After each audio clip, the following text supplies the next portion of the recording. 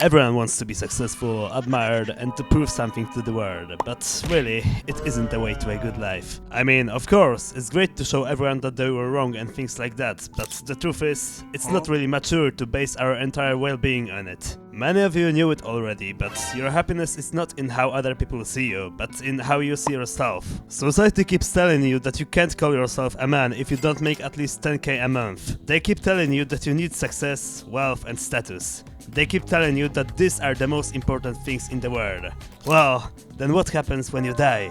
It all disappears, and you stop caring whether anyone remembers you or not. What's more important than your worldly success is whether you are a good person or a douchebag on this world. To some extent, we're all enslaved by social pressure. I'm a very good example of it. I talk about virtue and stuff, but still, we all have some animalistic instincts in us, no matter what we say. No matter how tough you are, you'll always be somewhat dependent on other people's opinions. I mean, just look at yourself. Do you care about your looks? Do you care about your confidence? Do you want to have friends? Do you want to have good social personality? There are no people on the world who could with 100% certainty say no to at least some of those things. So what should we do? We should just stop caring.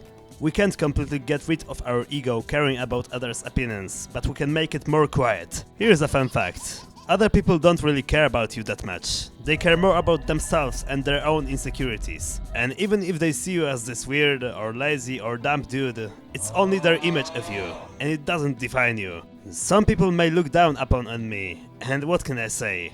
They don't know me. It's outside of my control what they think, and therefore I should not care. Of course, you can still try to do many things to be more liked by people, but don't let it become your personality. Be yourself and be loyal to your values, even if it means that you will be hated. The more dependent you are on society, the less free you are. You can be a slave to many, and you can also be a slave to other people. And being liked by others is only what your ego thinks you need for happiness. But in the end, all people are equal, and are equally allowed to be happy. Comparing yourself with others is the easiest way to becoming a toxic person. Now let's talk about stoicism. It's outside of your control whether you'll be liked or hated, or respected or looked down upon. And so, you should not care about it at all. In stoicism, if something is outside of your control, it cannot be good or bad. And therefore, even if everyone around hates you, is it bad? It's bad if you hate them back, because it's under your control. But if you respond righteously, it's actually good for you. Good life isn't about how other people see you, but about how many good things you actually do, no matter if someone sees it or not. Be a good person and do it just for the sake of it. YOLO. Because when you do it for social approval, even good deeds can be rooted in vanity. And in the end, after we die, our heart will be the first thing that will be judged in us. I say this as Christian, but I think many non-religious people also have similar views. Of course, once again, I myself still am very insecure as a person. I have muscles and I look confident, but to be honest, it's very often only an illusion of confidence. That's how many so-called alpha males feel like. They look masculine and dangerous, but deep within, they're extremely insecure. But true strength is often in those who don't really look strong at all. Why?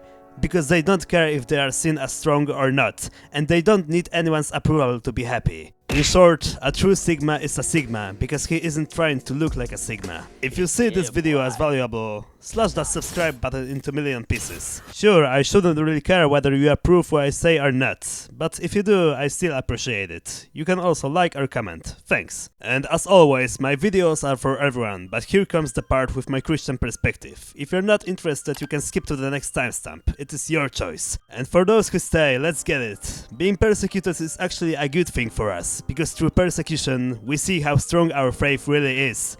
We should all be ready for martyrdom.